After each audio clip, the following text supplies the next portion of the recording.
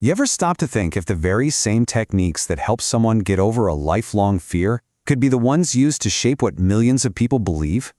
Well, that's what we're going to dig into today. The hidden and frankly kind of chilling link between hacking one person's mind and engineering the consent of an entire society.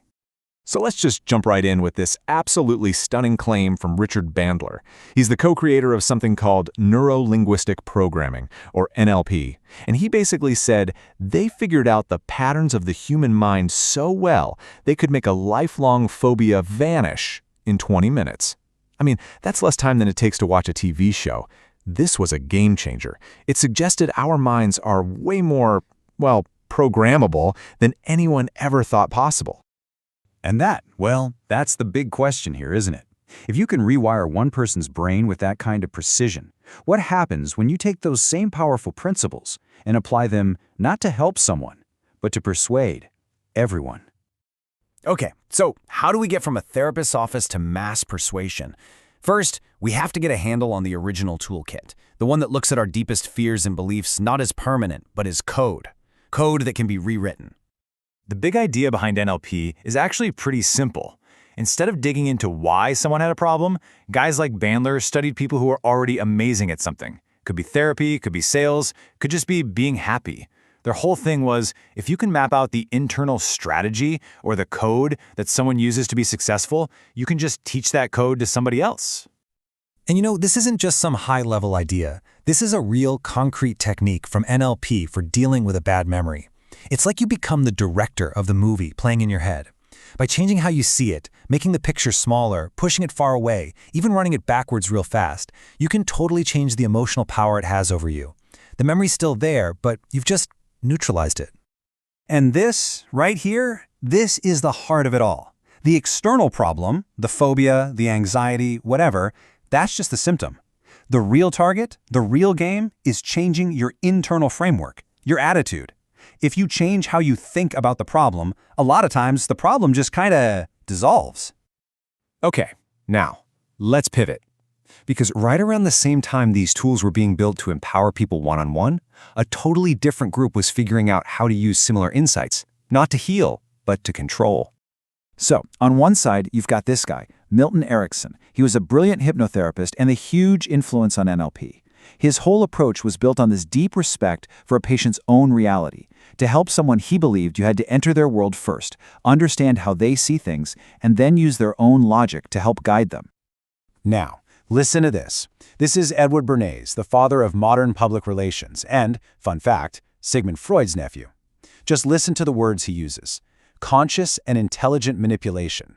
He wasn't seeing individuals to be healed, he saw the public as a herd that needed to be guided by what he called an invisible government of experts. And when you put them side by side like this, wow, the difference is just, it's night and day. Erickson wanted to understand someone's inner world to set them free. Bernays wanted to shape that inner world to control them. It's the same basic toolkit, understanding what makes people tick, but for two totally opposite goals, one for liberation, the other for manipulation. And Bernays wasn't just talking about this stuff. He built an entire industry on it. Look at this timeline. He starts out doing psychological warfare for the US government in World War I. Then he literally writes the books that define public relations. And then, boom, he unleashes his most famous campaign. The Torches of Freedom campaign. This was an absolute masterclass.